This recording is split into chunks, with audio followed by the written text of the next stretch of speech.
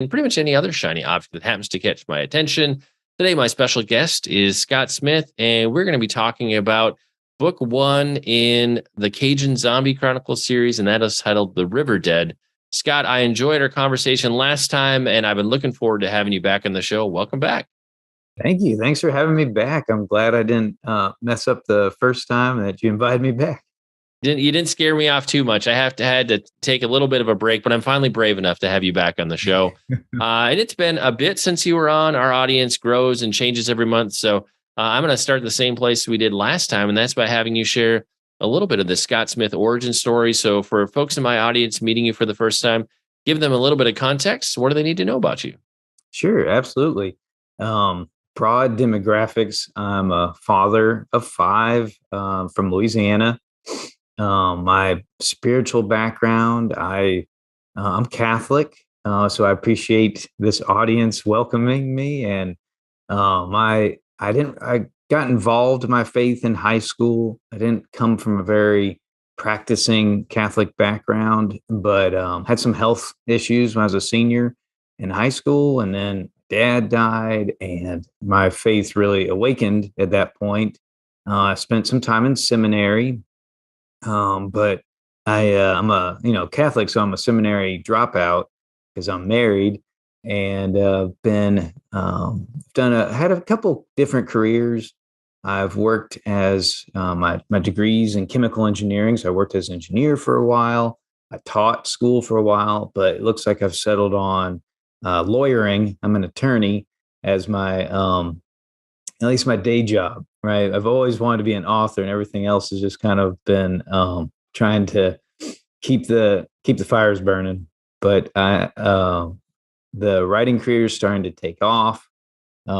It's as Shaun may tell you, it's kind of I dabble in a lot of different genres because I'm just curious like that. So I hope there's got to be something in there that everybody can enjoy, even my a lot of books for my kids too.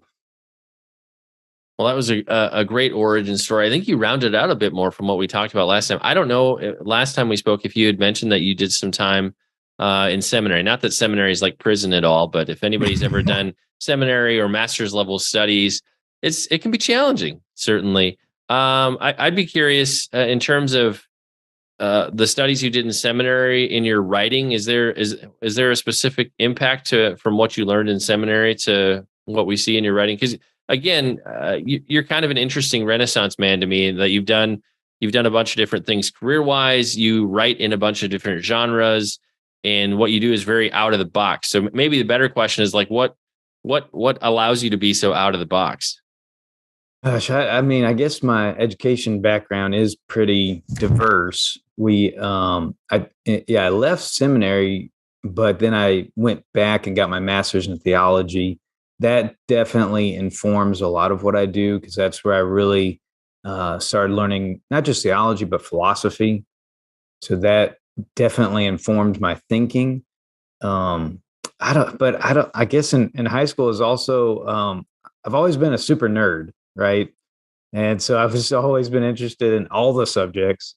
I did a lot of quiz bowl in high school, and maybe dabbled a little in college as well. So that I've just loved learning all things. I don't know if that's a good answer or not. I don't know how I got in this mess. No, that's perfect. And I find in terms of people I really enjoy having on the podcast, I love people who are super nerds who dabble. And maybe some of that for me is I'm a guy who, finished most of a pre-seminary degree and did a year in grad school at Wheaton, and then ended up working in tech and software for 11 years. And, I don't know, just, so I have people who will randomly meet me like, are you an engineer or a lawyer or something? I'm like, no, it's just how my mind kind of works. So I think I'm just intrigued by your background. In terms of kind of the journey of fiction versus nonfiction, two different genres, different skill sets. Is there one that comes easier for you? I'm curious, or what did you maybe write first, fiction or nonfiction? Yes, the thing that has always driven my imagination, the thing that always drives me to write is the fiction side of it. there's certain stories that have been churned around in my head since high school and college, and that, they just taken forever to get to these whole story arcs. Um, I guess I do a lot of the nonfiction. Some of it is to as just I'm researching for the fiction, and then all of a sudden I have a book, you know. And some of it's just as a very functional thing. Like I'll see a certain spiritual guide or family prayer aid that needs to be written, and I'll just, we'll just get to work. If I see that my family needs something, we'll just create it. And in terms of getting ready for a zombie apocalypse themed book, what like how much of this is like research and I mean, I guess part one, how do you research something like this? And then for, building characters in fiction, how much are you pulling also kind of from your own life, your own experiences? Because I've interviewed enough fiction authors and know enough of them where, if I know their story well enough, I'm like, oh, that's from that part of your story, that's from your childhood. And so I feel like you can't help but bake yourself into the story a little bit somewhere. Oh, absolutely. And um, Stephen King said something which, he's not I enjoy his books, but he's not a great Christian example, obviously. But he said something that resonated with me. He said that the great authors have maybe three or four characters in there, or good authors have maybe three or four characters in their head. Great authors have more, like maybe 10. And you just see iterations of them in their books. Shakespeare had maybe 30 or 40, because his mind was that much greater. And I think about God, right, has an infinite number of fully formed and real people as characters in his head, just to finish that progression. But for me, I'm much more on the lower tier of things. So I draw a lot from people I know. I kind of try and pay attention to personalities that, my friends, that personalities that I love. And I just, especially with zombie apocalypse literature, it's it's an adventure for it's an adventure for me and my friends to and family to go through an apocalypse together. It's just kind of um it it's it's kind of living a fantasy. I don't know if zombie apocalypse is necessarily everybody's idea of a fantasy, but the idea of being able to reconstruct the world um, anew, I guess. It's the zombie apocalypse has always been something I secretly wanted to live in and hoping that it never happens. In terms of, and we got into this a little bit, and I don't remember if this was in our last interview or if it was like the before or after conversation. What's interesting to me is this is going to build later in the series, but in terms of like spiritual warfare, demonic exorcism, deliverance, like, uh, how did you maybe see a zombie apocalypse story as a way to teach people spiritual principles, maybe in that space? Because it's super subtle in the first book, and so I'd love to get a little bit more insight on how that builds throughout the series. Sure, yeah, and that's kind of something I like to do in my books. I make the overtly Christian, the war between God and Satan, make it pretty subtle for those people that may be turned off by an overtly Christian message. And then as you draw in, the themes grow stronger and stronger, and you see that they were the foundational aspects of these books all along. With the zombie apocalypse series, call it the the Cajun Zombie Chronicles. The idea is, okay, we've had this massive catastrophe, worldwide catastrophe. It's a zombie apocalypse. And I looked at history to see when mankind has experienced something like that previously. And my what to me is the best baseline for that is the bubonic plague, the Black Death. Where Europe lost a third of its population on average, but in some places, it's just the towns were completely wiped out. And you had mountains of the dead. The Pope, I don't know if this was a good idea or not, but at one point he even consecrated the Rhone River so they could just throw bodies into the river, which didn't make for great drinking water, but so things we learn in time.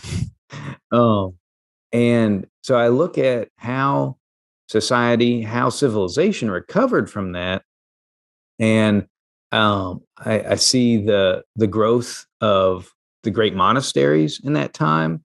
That these were bastions of civilization, just like daily routine kind of civilization, but also storehouses, treasure troves of literature, of science. The great monasteries thereafter began reconstructing the landscape of Europe, draining swamps, doing a lot of these great earthworks. So I'd bring a lot of that into this series. I said it here at home in Poincapie Parish, New Roads, Louisiana.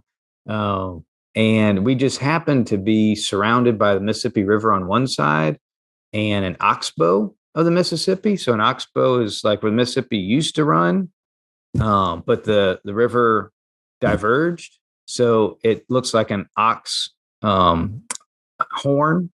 It makes a huge island, basically. Just a little bit of land on either side where it's the lake has separated from the river. So to me, this is like, well, this is a perfect setup for perfect landscape for protection from the zombie apocalypse. And here in South Louisiana, we have a lot of traditional church architecture. So we have a lot of Gothic inspired architecture, big thick walls, sometimes narrow windows, big iron fences around everything. So to me, it looked like a perfect series of fortifications to set a zombie apocalypse. And so all of that to kind of get to your point of the spiritual warfare aspect of this, it's apocalyptic. So what we're doing is we're setting up this last great battle between the forces of light and darkness, and we start seeing who's marshaling the forces on the other side. The forces of the undead. I'm just loosely call him the Man in Black, and whether he's a lieutenant or a general or the man himself, we'll develop over the next books. But you see these seemingly weak characters like an old priest that are may appear weak on the outside, but have a strength that will allow them to marshal the forces of the light side. And going with that bubonic plague idea, build strength in society, reinstill a strength in society amid the shards, the tatters of what was left behind after an apocalyptic event. Is that too long of an answer? No, that's perfect. That's perfect. In terms of characters, and again, I've only listened to the first book in this series thus far. I'd be curious, on the one hand, for you, are there any characters you really relate to that you built into the story? And then in terms of your readers, are there any particular characters or anybody that your readers, the audience, has gravitated towards or most often commented about? Yeah. So, like I say, the thing that brings me back to this series is that I just get to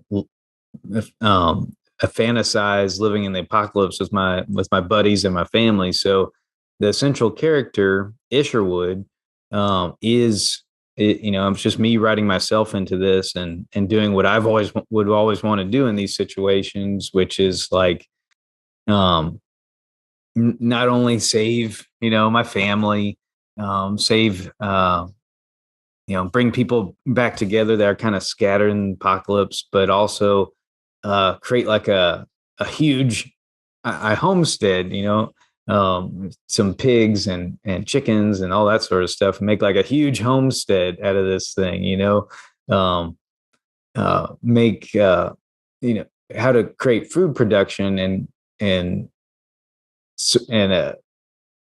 an apocalyptic way, not traditional agriculture. So that's fun for me. I also like the reason why this book is called The River Dead is because living along the Mississippi River, it's supposed to be this great fortification against the zombies coming and attacking us. But then the Mississippi River keeps belching up the dead, and that's problematic for the characters in the book. So, we use different homesteading techniques to both generate food and distract zombies. So we'll put like this. This may sound crazy, but we create like a barge in the book with full of roosters and chickens that can they can graze, but they can also distract zombies, the zombie incursion on the beaches. And one of the things I love about this is I think I was also reading Shelby Foote's Civil War series on the Civil War. So I often describe the zombies as like the tattered men in blue or in gray, these lines, because there's some just beautiful imagery of the, like at Gettysburg, of the lines advancing. And it's so much like the ways zombies attack, at least, in fiction. And so that's a big source for this book. Yeah, and there's multiple other sources as well, but yeah. I love that you're a core character in the book. That's just fun. That's just fun. If you're going to take the time to write an awesome apocalyptic adventure, you may as well be one of the core characters. As a guy who works in publishing, and again, my work is mostly in the nonfiction space, but I did work for a publisher for about 5 years, where a core part of our imprint was fiction. Sometimes I've read, quote unquote Christian fiction, and I'm like, the only thing real Christian about this is maybe it's a little cleaner, or there's a church in the story, or it's like, I'm like, I struggle. Or we had talked about this before the interview. I've had friends who've written epic fantasy adventures, and I'm just like, I know there's a spiritual message in here, and somebody's supposed to represent God, but I almost need like a cheat sheet guide to be able to tell somebody what they're supposed to take away from the story. So, in terms of, reader takeaway, like for you, and this just wouldn't be for book one, like as somebody goes through the series, what are the things you hope people really see or encounter or impacted by? However many books you end up within the series, like where do you want people to arrive as they go on this adventure with you? That's a really good question. I think the more you get into an apocalyptic story like this, the more you see, well, there's a lot of apocalyptic elements to our lives right now, right? You see massive devastation in families, and society, brought about by sin in the world. And the thing that ought to carry a family, a society through an apocalypse, to survive not just as an individual, but a family, should be the same things that help us survive the apocalypse we're surrounded by. And not to say that this is necessarily the end times, but there's just a lot of stuff happening out in the world. And so that's what I set up in the book. I mean, there's some overtly Christian elements that, the idea, it's a Catholic idea of indefectibility. I'll circle back to that in a second, but the way we order society around the church's schedule, around the church's seasons, that gives people purpose in life, a sound philosophy for life, sound morality for life. These things that ultimately allow the characters to survive and prosper and thrive are the same things that would help us survive. So, that's not really even in the allegorical sense. I mean, it's just straight up like this is how we survive the storm. The idea of indefectibility is something I play with in the book. So Catholic teaching is that, um, you know, the verse that the gates of hell shall not prevail against the church. You are Peter upon this rock. The way we interpret that is that all the hierarchical levels of the church have to survive until the end of time. That they cannot be broken. Like there will always be those levels of priest and bishop. And so in a zombie apocalypse, you're like, wait a second, we're in danger of losing one of those levels, like the Pope. You can always elect a new Pope. So if the Pope dies, which is pretty likely in a zombie apocalypse, it's pretty likely in all the previous apocalypses too, right? Like the popes die all the time. So not to get too popish about all this, but that all the levels have to survive some kind of way, and so that there is like a miraculous preservation going on even in this apocalypse of the church's structure, and the church is kind of having to reform. You read some of the I guess 1950s era apocalypses, like the Canticle of Leibowitz, and various other like Christian apocalypses. They deal with this as well. There's always like a new Rome or something like that somehow this structure has to survive. That actually the character Isherwood, I took that name from Earth Abides. Have you heard of that apocalypse? It's I had to look it up because I don't know when it was published, but it's on the classic level. It's a 1949 book by George R. Stewart, and might give you a feeling like Omega Man, the Charleston Heston iteration of Legend of Will Smith's I Am Legend.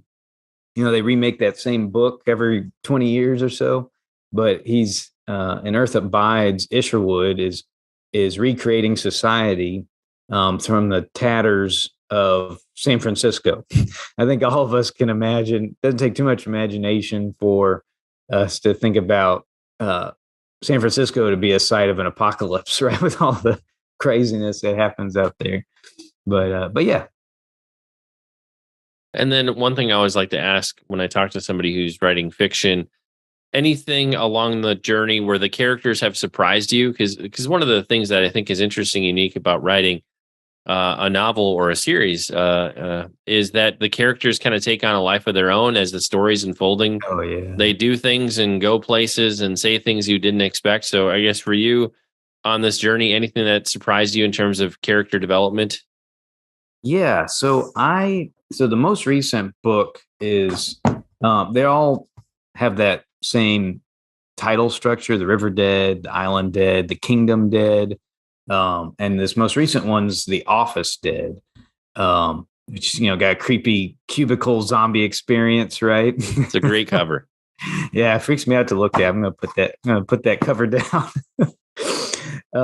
But so the Office Dead, there's kind of a band of survivors that appears in the third book, and I liked them and noticed that they had a life of their own. So I wrote this fourth book as kind of giving a little backstory on where they came from.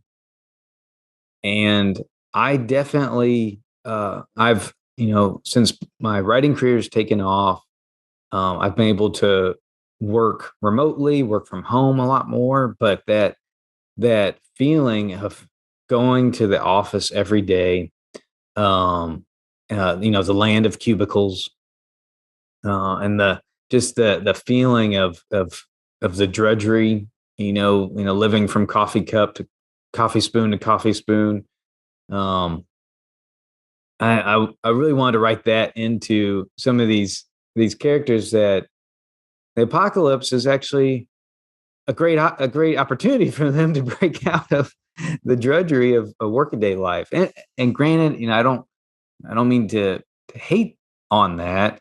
I think there's a daily martyrdom that can happen, but there's just, man was not made for a cubicle.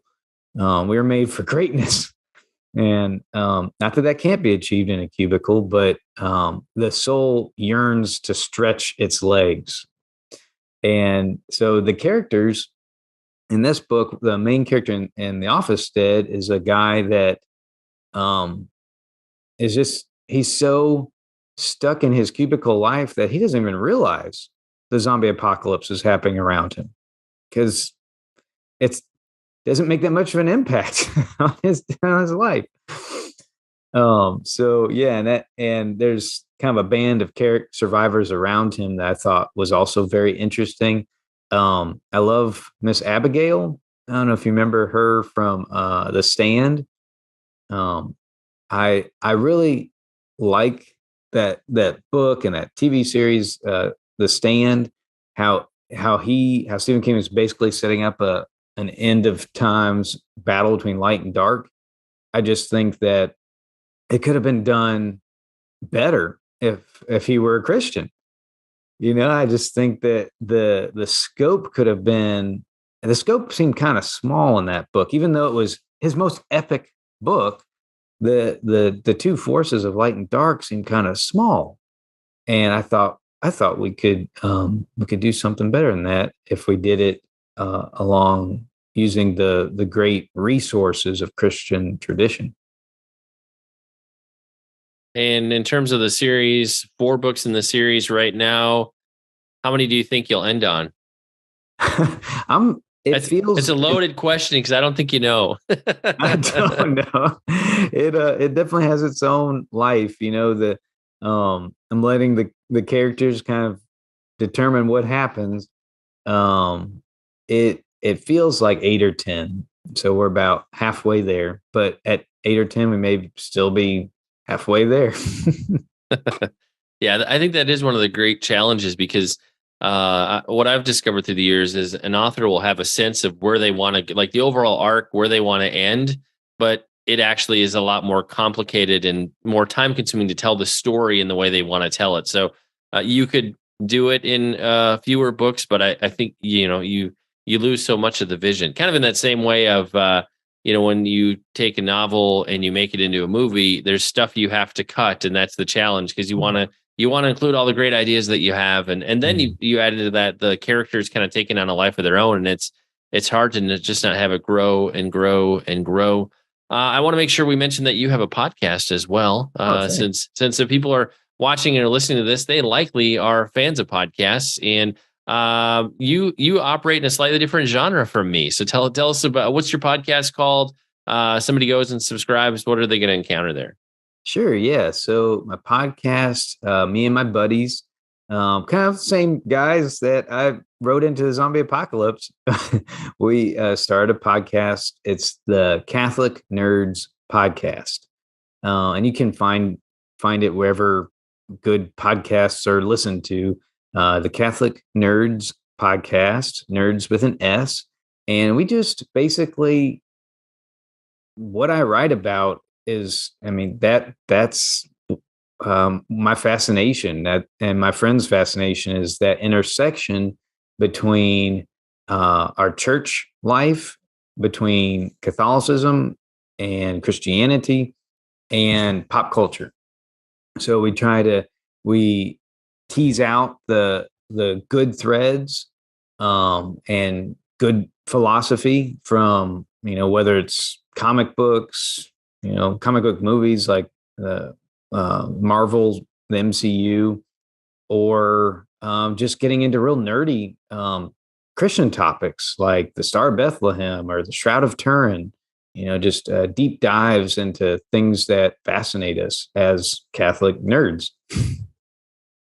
And probably our most important question, so people can find you in terms of your books, your podcast, all the things. Where are the places we discover you on the web? Sure. So my books you can find at holywaterbooks.com. You can also find they're all on Amazon as well. If you Probably the best place, my headquarters on the internet is my blog. It's the scottsmithblog.com, thescottsmithblog.com. And that's where I just can write articles on all these nerdy subjects. I spend a lot of time on Catholic subjects, but also Lord of the Rings and Star Wars, and that gives me a great outlet, because when I can't write a whole book on something and it's just an article length, I can put it on the blog. And I love that you are tackling kind of that sweet spot, that intersection between faith and culture, faith and popular culture. And I love that you're doing it from a Catholic perspective. Like, I see more of that from other faith perspectives, but not as many Catholics diving into that space. And maybe it's just I'm uninitiated at this point. Who knows? But I love that, because again, with this series, last time we talked about your exorcism book, and just really digging into topics that interest broader culture, that isn't just stuffy church stuff, which is fine to write about that. There's certainly a place for that. But, that intersection of what is on people's hearts and minds, the things they're worried about. I love that you're just going into that space to help people build a worldview and a faith perspective. And it's got to start with a conversation or an article or a book or something. And to get people thinking in that direction, why not draw them in with something that they're already excited about and fascinated with? Sadly, it's time to bring this episode of the Shaun Tabatt Show to a close. Many thanks for being a part of my conversation with Scott Smith. Once again, our book today was The River Dead, Cajun Zombie Chronicles, Book 1. And Scott, I want to say thank you so much for sharing with us today. It's been an honor and a pleasure to have you back on the show. Oh, it's been my honor as well. Thank you so much for having me back. It's been a wonderful